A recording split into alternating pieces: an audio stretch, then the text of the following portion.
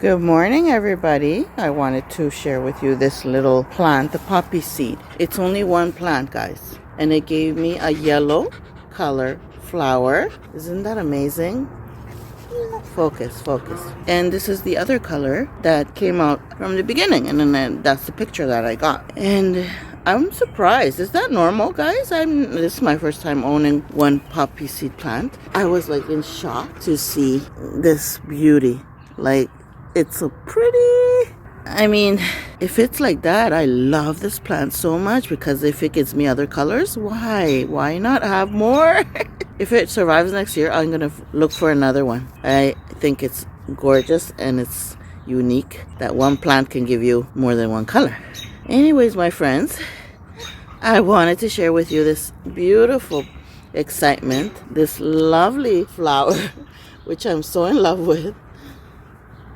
I am so in love with this plant, really. Look at that. Beauty.